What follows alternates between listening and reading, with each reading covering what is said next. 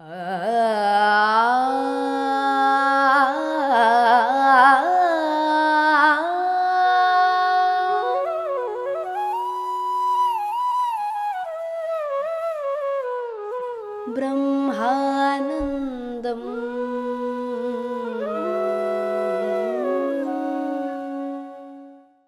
नमस्कार दोस्तों, ब्रह्मानंदम शो में एक बार आपका फिर हार्दिक स्वागत है। 1000 सीड्स ऑफ जॉय आनंद कर्णेश जी द्वारा रचित एक अद्भुत किताब। इसमें से हम आपस में विवेक बांट रहे हैं। दोस्तों, हम जिस अध्याय के जरिए गुजर रहे हैं उसका नाम है चक्रास एंड एलिमेंट्स। तो पिछले एपिसोड में माँ ने हमें ये बताया था कि दूसरा चक्र किस प्रकार हमारे मनोभावनाएं और लैंगिकता से जुड़ा हुआ है।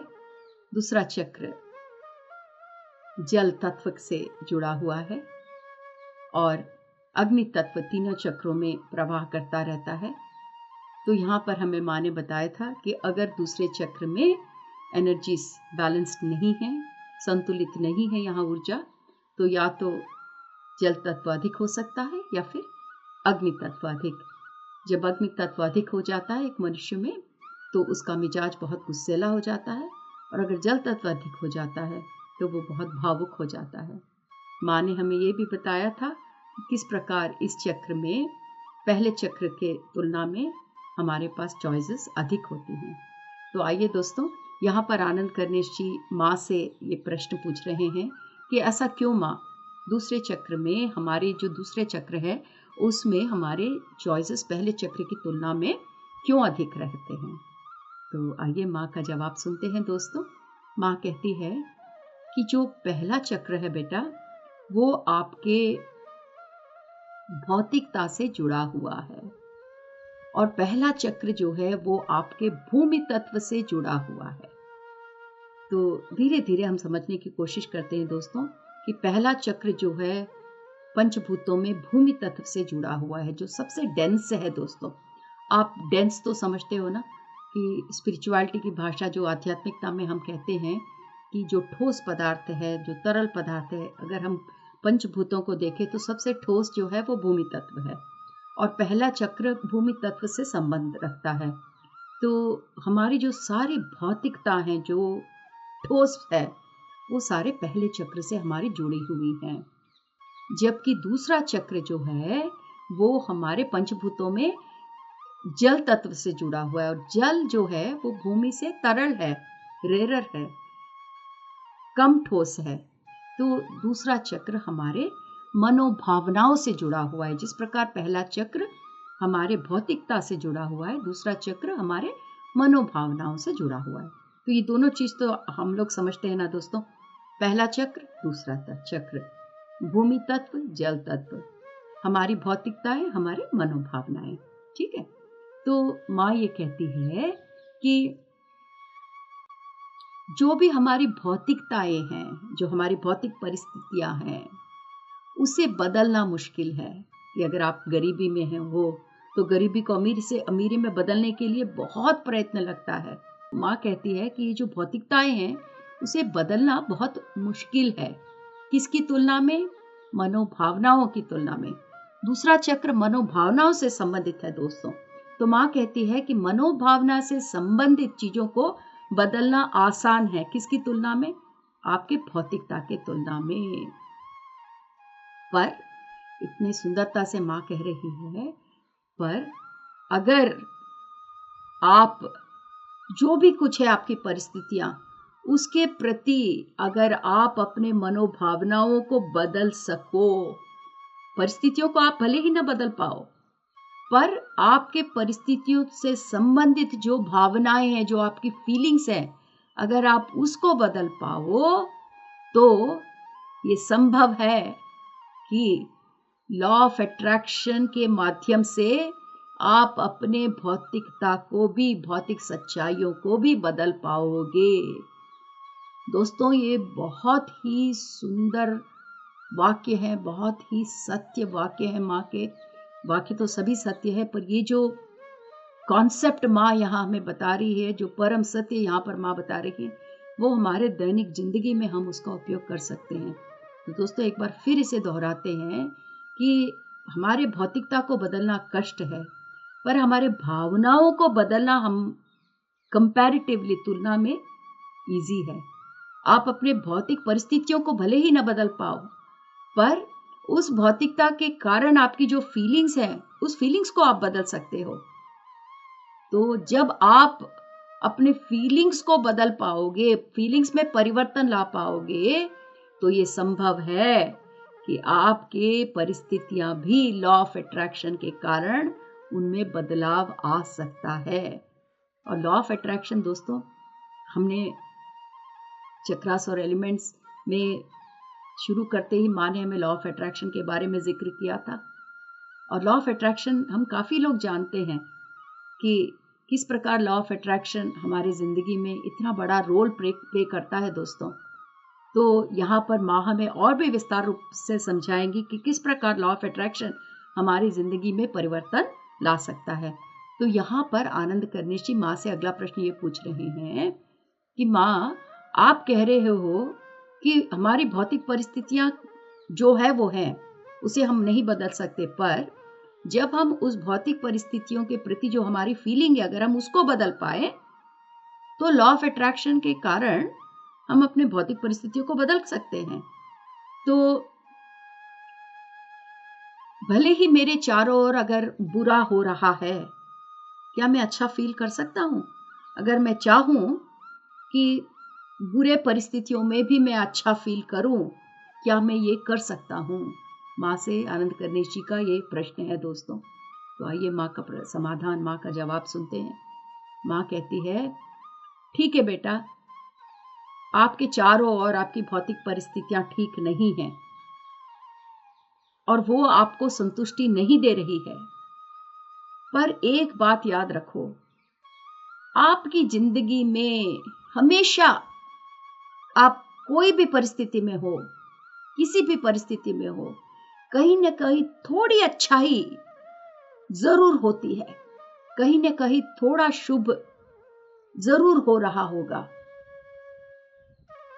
भले ही आपको ये महसूस नहीं है कि आपके जिंदगी में कहीं कोई ब्लेसिंग है, आपको आपके चारों ओर सिर्फ अमावस्या नजर आ रहा है, अंधकार ही नजर आ रहा है, पर आप अगर गौर से देखें तो हर एक की जिंदगी में कोई ना कोई ब्लेसिंग, कोई ना कोई अच्छाई जरूर है। तो ये आप नहीं जान पा रहे हो, आप सिर्फ अंधकार ही देख पा रहे हो, पर हर एक की जिंदगी में कोई ना कोई अच्छा जरूर होता है, थोड़ा ना थोड़ा अच्छाई जरूर होती है। और एक और जानने की बात यह है कि दोस्तों, हम हमेशा जब कठिनाइयों में रहते हैं तो हम सिर्फ उन कठिनाइयों पर ही फोकस करते हैं, हम ये भूल जाते हैं कि हमारी जिंदगी में क्या ब्लेसिंग्स है। देखिए, जब हम, यहाँ उदाहरण दे रही हूँ दोस्तों, कि जब हम नौकरी के लिए प्रयत्न कर रहे हो और नौकरी हमें मिल जाती है, थोड़ा बहुत हमारी सैलरी आने लगती है, उसके बाद फिर हम प्रमोशन के लिए ट्राई करते हैं, और जब हमें प्रमोशन नहीं मिलता तो हमें बहुत बुरा लगता है, और धीरे धीरे हम ये भी भूल जाते हैं कि ये जॉब आना ही हमारे लिए कितनी बड़ी ब्लेसिंग थी। अब हम इसी में फंस कर रह जाते हैं कि हमारा अगला प्रमोशन नहीं हो रहा, तो जितना कुछ अच्छा हमारी जिंदगी में हुआ वो हम भूल जाते हैं, और हमें सिर्फ यही याद रहता है कि हमारे चारों ओर की परिस्थितियां कितनी चैलेंजिंग है, कितना बुरा हो रहा है हमारे साथ। इसलिए माँ ये कह रही है कि उस बुराई पर हम गौर कर रहे हैं, पर हम वो अच्छाइयां नहीं देख पा रहे हैं जो हमारी जिंदगी में हमारे पास है। और माँ ये भी कह रहे हैं कि ठीक है, आप लोग ये कह सकते हो कि मेरी जिंदगी में बहुत सारी अच्छाइयां नहीं है, पर एक दो चीज तो आप याद रख सकते हो जो आपके लिए अच्छा हो रहा है। अगर आपको 2 टाइम का खाना मिल रहा है तो वो भी बहुत बड़ी ब्लेसिंग है, पर हम तो वो भी भूल जाते हैं ना दोस्तों। तो माँ कहती है, उन छोटी छोटी चीजों को पहले याद रखो, पहले उन्हें याद करने का प्रयत्न करो कि आपकी जिंदगी में क्या अच्छा है। क्योंकि अगर आप फील गुड करना है, अगर आपको अच्छा लगना है अंदर, तो पहले कुछ अच्छा सोचना होगा। अगर आप हमेशा अपने चारों ओर क्या गलत हो रहा है, क्या नेगेटिव हो रहा है, उसी पर अगर आपका ध्यान है, तो आप फील गुड कैसे करोगे। इसलिए माँ कह रही है, क्योंकि आनंद कर्निश जी का प्रश्न क्या था कि मेरे चारों ओर सब कुछ बुरा हो रहा है तो मैं अच्छा फील कैसा करूं। तो इसलिए माँ कह रही है कि बेटा, तुम्हारा ध्यान हमेशा तुम्हारे चारों ओर की बुराइयों पर ही है, हर एक की जिंदगी में कहीं ना कहीं थोड़ा बहुत अच्छा तो हो रहा होता है, उसे याद करो। और एक और चीज याद करो कि जो भी हो रहा है तुम्हारी जिंदगी में, अच्छा है या बुरा है, वो तुम ही क्रिएट कर रहे हो। दोस्तों, हम अपनी जिंदगी में जो भी कुछ बुरा होता है दूसरों पर ब्लेम कर देते हैं, जो अच्छा होता है उसको हम कभी भी उसको एक्नॉलेज भी नहीं करते। जैसा हमारा जन्म सिद्ध अधिकार है अच्छा होना, उसको तो हम इग्नोर करते हैं, खुश हो जाते हैं, फिर इग्नोर कर लेते हैं। पर अगर कुछ अच्छा होता है, बुरा होता है, तो फिर हम दूसरों को ब्लेम करने लगते हैं। पर जो हम आध्यात्मिक मार्ग में हैं दोस्तों, हम सबको ये हमेशा याद रखना चाहिए कि we create our own reality. हमारी सच्चाइयाँ हम ही बनाते हैं। तो हमारी सच्चाइयाँ क्या हैं? जो हमें अच्छा लगता है, जो हमें बुरा लगता है, वो सब हमारी ही क्रिएशन है। क्योंकि अगर हम नहीं है तो हमारी अच्छाइयाँ नहीं है, हमारी बुराइयाँ नहीं है। जो भी कुछ हो रहा है हमारे साथ, वो इसलिए हो रहा है क्योंकि हम यहाँ उपस्थित हैं दोस्तों। तो जो भी हो रहा है हमारे साथ, वो अच्छा है या बुरा है, ये जो लेबलिंग दे रहे हैं वो हम दे रहे हैं दोस्तों। विश्व के लिए ये सिर्फ एक एक्सपीरियंस है। चीजें हो रही हैं, वो बुरी हो रही हैं, अच्छी हो रही हैं, ये सारे हमारा हमारा हमारी थिंकिंग है।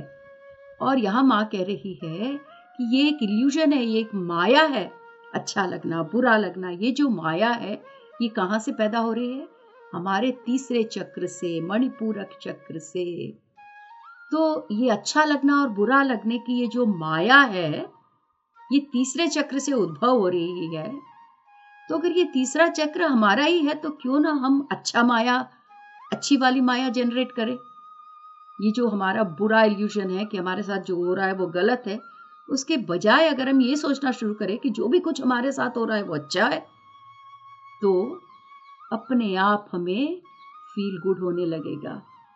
तो माँ कहती है कि अगर तुम्हें फील गुड करना है, अगर तुम्हें कोई चीज अच्छी लगनी है, तो तुम्हें चूज करना पड़ेगा कि नहीं, आज से मैंने ये डिसाइड किया है कि ये चीज मुझे अच्छी लगेगी। हाँ दोस्तों, सुनने के लिए बहुत अजीब लग रहा है, पर यही असलियत है जिंदगी की। हम हमेशा कंप्लेन करते हैं।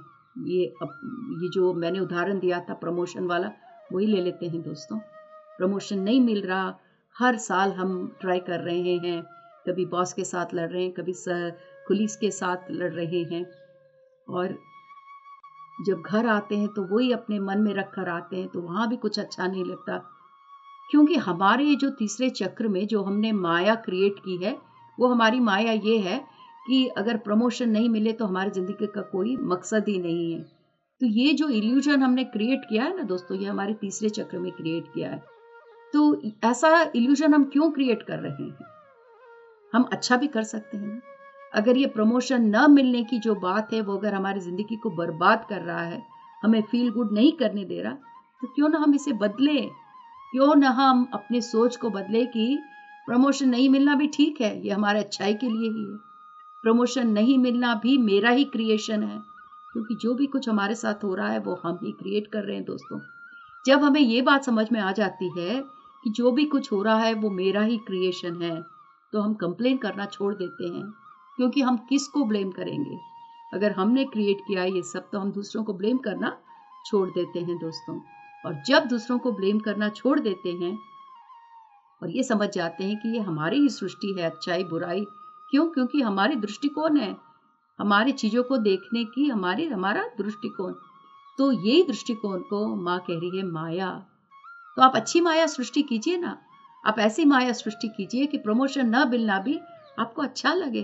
तो अगर आप पूछे कि हम ऐसा कैसे कर सकते हैं, तो वो आपकी चॉइस है। अगर आप ये सोचिए कि प्रमोशन नहीं मिल रहा तो मेरी जिंदगी ही नहीं है, तो वो भी आपकी चॉइस है। पर अगर आप ये सोचना चाहे कि प्रमोशन न मिले तो भी मेरी जिंदगी को कोई फर्क नहीं पड़ता, वो भी आपकी चॉइस है। तो आनंद कर्णेश जी का जो प्रश्न था कि मेरे चारों ओर बुराई होते हुए भी क्या मैं अच्छा फील कर सकता हूँ, तो माँ का जवाब है हाँ।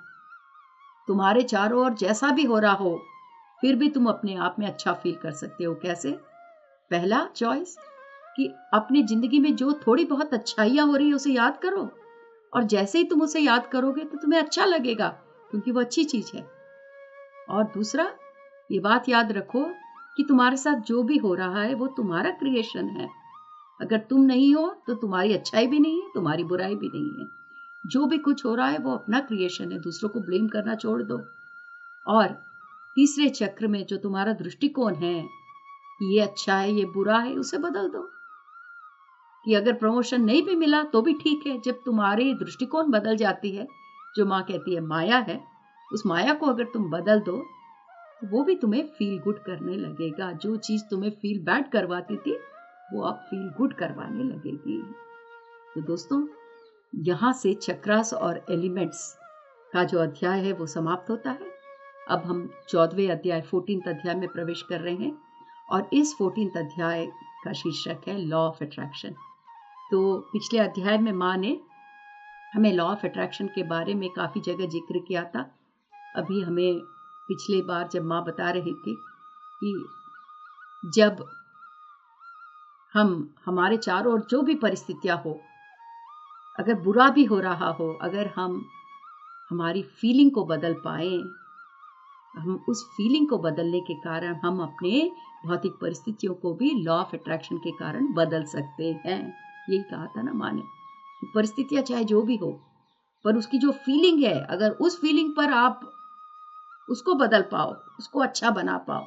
ठीक है, मेरे चारों ओर बुरे लोग हैं, पर आपको बुरा महसूस करने की जरूरत नहीं है। आप अच्छा महसूस कर सकते हैं, आपकी चॉइस है।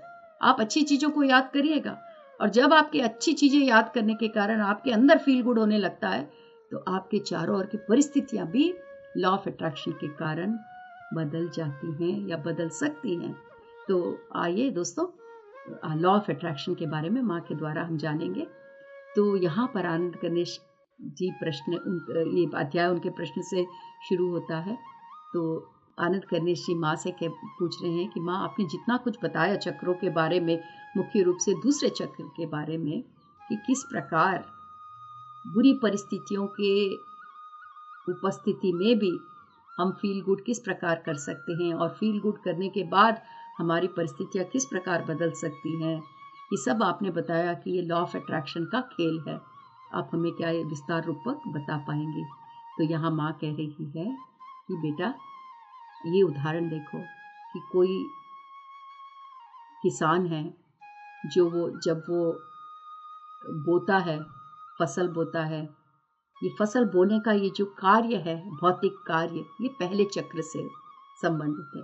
क्योंकि मैंने बताया था दोस्तों कि हमारी सारी भौतिकताएं, जो भी हम भौतिक कार्य करते हैं, वो हम प्रथम चक्र से करते हैं। तो जब वो फसल बोता है, जब वो शुरू करता है अपनी फसल को बोना, तो ये जो कार्य वो करता है वो पहले चक्र से जुड़कर करता है। पर फसल बोने के बाद उसके अंदर ये प्रेरणा आती है कि मैंने फसल तो बो दिया है, अब मैं चाहता हूँ कि ये फसल अच्छे अच्छे तरीके से उगे। तो ये जो प्रेरणा आती है वो तीसरे चक्र से, सारी हमारी प्रेरणाएं तीसरे चक्र से शुरू होती है दोस्तों। प्रेरणा मतलब हमारी जो इंटेंशंस होते हैं ना, वो सारे हमारे तीसरे चक्र से शुरू होते हैं।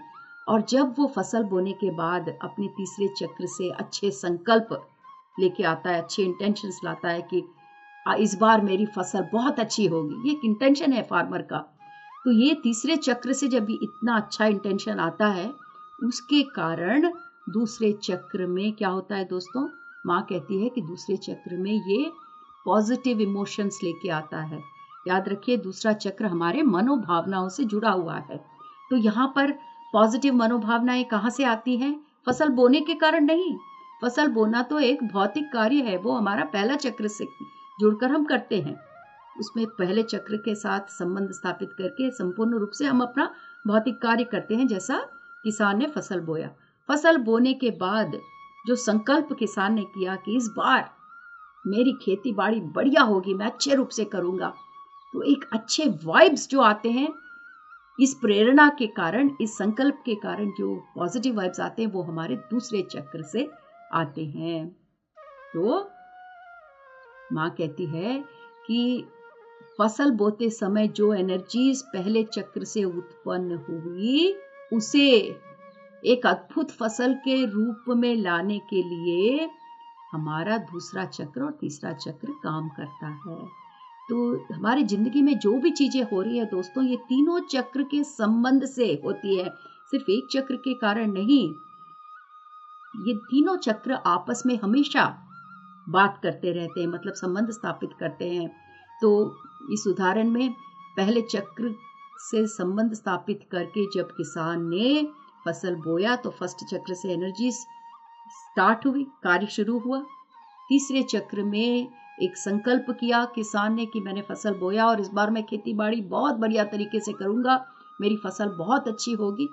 वहां से उस प्रेरणा से दूसरे चक्र में जो पॉजिटिव वाइब्स आए, उसने वो प्रथम चक्र के एनर्जी को लेकर एक खूबसूरत फसल को सामने लाने में सहायता की। तो तीनों चक्र मिलकर हमारी रियलिटी को क्रिएट करते हैं दोस्तों। माँ यहाँ पर एक और उदाहरण दे रही है। माँ कहती है कि जब तुम खाना बनाते हो, खाना बनाने की जो प्रक्रिया है, जैसे सब्जियां काट रहे हो, चावल धो रहे हो, ये जो कार्य आप भौतिक रूप से कर रहे हैं, वो सारे प्रथम चक्र से हो रहे हैं। उसकी एनर्जी आपको कहाँ से मिल रही है? प्रथम चक्र से। दोस्तों, हमारे भौतिकता में जो भी हम कार्य करते हैं इस भौतिक शरीर में, एनर्जीज हमारे चक्र सिस्टम से ही आती हैं। हम बात कर रहे हैं, हम सुन रहे हैं, हमारी दिल धड़क रही है, हमारे शरीर में जो रक्त प्रसरण हो रहा है, ये सारे ऑटोमेटिक नहीं होते, इसके लिए एनर्जी चाहिए होती है। और ये सारे एनर्जियाँ हमारे चक्र सिस्टम से ही आती हैं। तो यहाँ पर ये जो माँ उदाहरण दे रही है, जब आप खाना बना रहे हो, जो भी भौतिक कार्य आप कर रहे हो, वो आप पहले चक्र से संबंध स्थापित करके कर रहे हो, क्योंकि वहां से आपको एनर्जी आ रही है। ठीक है, आपने कुकिंग करना शुरू किया, भौतिक कार्य शुरू किया, फिर आपके मन में जब कुकिंग करते हो तो आपके जो मन में आपके कुकिंग के बारे में जो प्रेरणा आती है कि अरे बड़ा अच्छा लग रहा है, आज तो खाना मैं बढ़िया बनाऊंगा, बढ़िया बनाऊंगी। तो जैसे ही आप अपने खाना बनाने के बारे में ऐसे इंसाइट्स आने लगते हैं, तो आपको ये जो एनर्जी है, उसके कारण जो आपके इमोशंस एनर्जी की आज तो मैं खाना अच्छा बनाऊंगा, जो उस संकल्प के कारण जो आपकी फील गुड वाली वाइब्स आती हैं, वो दूसरे चक्र से आती हैं। तो इन तीनों चक्रों से जो एनर्जीज आ गई हैं, पहले चक्र से ये जो भौतिक एनर्जी आई आपको, तीसरे चक्र से आपकी प्रेरणा, और उसके कारण जो आपके फील गुड एनर्जीज थी दूसरे चक्र में, इन तीनों चक्रों के एनर्जी से के संबंध से जो खाना आप बनाते हो वो बहुत ही स्वादिष्ट होता है। क्यों? क्योंकि आपने तीसरे चक्र में जो प्रेरणा दी, जो संकल्प लिए कि आज मैं बहुत ही स्वादिष्ट खाना बनाऊंगा, और उस प्रेरणा के कारण जो आपके दूसरे चक्र में जो इमोशंस आए फील गुड वाले कि हाँ अच्छा खाना बनाना मतलब बड़ा ही स्वादिष्ट खाना, वो सारे इमोशंस आप याद आ जाते हैं आपको कि अच्छे खाने के इमोशंस कैसे होते हैं। तो फिर वहां से दूसरे चक्र से एनर्जी आने लगती है। तो जब खाना बन रहा है तो ये सारे एनर्जीज मिक्स हो रहे हैं उस खाने में, और फिर जब खाना आपके सामने आता है तो सच्ची में अत्यंत स्वादिष्ट हो जाता है। और इसीलिए दोस्तों, जब आप खाना बनाते हो तो उसके बारे में सोचो, उसके बारे में अच्छा सोचो। इसलिए खाने का और अच्छा सोचने का इतना संबंध है दोस्तों। अगर आप खाना बना रहे हो और आपको लग रहा है मैं क्या बना रहा हूँ, तो आपको फील गुड नहीं होता दोस्तों। सो दूसरे चक्र में एनर्जी अच्छी नहीं आती। तो जब भी आप याद रखिए, जब भी आप खाना बनाएं, क्योंकि खाना हमारे लिए सबसे बड़ा इनपुट है हमारे शरीर का। तो ये तीनों चक्रों का ये जो गेम है, तीनों चक्रों का ये साथ मिलकर हमारे जिंदगी में सिचुएशंस क्रिएट करना, वो माँ ने हमें कितने सुंदरता से यहाँ पर हमें समझाने की कोशिश की। तो आपके सामने जो भी चीज़ें अच्छा या बुराई, वो आपके सोच विचार और इन तीनों चक्रों का जो सम्मेलन है, इन तीनों चक्रों के एनर्जीज का ये जो सम्मेलन है, उसी के कारण आपकी रियलिटीज हैं। यहाँ तो 2 उदाहरण दिए माँ ने। एक क्या, किसान की फसल। किसान अपना फसल अगर खूबसूरत रूप से पाता है, एक अच्छा फसल हुआ, ब्यूटीफुल हार्वेस्ट हुआ किसान का, तो यहाँ पर माँ कहती है कि यहाँ पर 3 चीज़ों ने काम किया।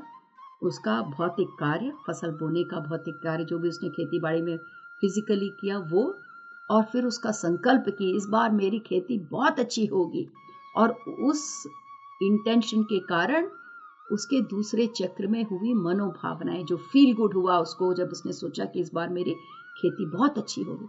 इन तीनों चक्रों के एनर्जीज के कारण जब उसकी फसल सामने आती है तो वो खूबसूरत फसल होती है। तो देखिए किस प्रकार किसान ने अपने सोच विचार के कारण, सिर्फ अपने मेहनत अकेला नहीं दोस्तों, यहाँ उसके सोच विचार के कारण उसने अपनी फसल को इतने अद्भुत रूप से सामने लेकर आए। तो उसने अपनी रियलिटी खुद क्रिएट की। दूसरा उदाहरण था खाना बनाने का। तो किस प्रकार खाना बनाना एक भौतिक कार्य है, पर जब हम अपने मन से संकल्प लेते हैं कि आज तो मैं बढ़िया खाना बनाऊंगा, उस बढ़िया खाना बनाने का ये जो संकल्प है वो आपके दूसरे चक्र तक पहुंचते पहुंचते बड़े ही अच्छे वाइब्स लेके आता है, पॉजिटिव वाइब्स। और वहाँ से जो एनर्जीज आती हैं दूसरे चक्र से, पॉजिटिव एनर्जीज, तो वो आपके खाने में सम्मिलित हो जाती हैं। और जब खाना बन के आपके सामने रहता है तो बड़ा ही स्वादिष्ट रहता है दोस्तों। तो किस प्रकार देखिए आपके रियलिटीज़ आपके तीनों चक्रों के एनर्जीज से संबंध रखते हैं। तो दोस्तों आज का एपिसोड में यहाँ समाप्त करती हूँ। अगले एपिसोड में हम और भी विस्तार से जानेंगे इस लॉ ऑफ अट्रैक्शन के बारे में। धन्यवाद।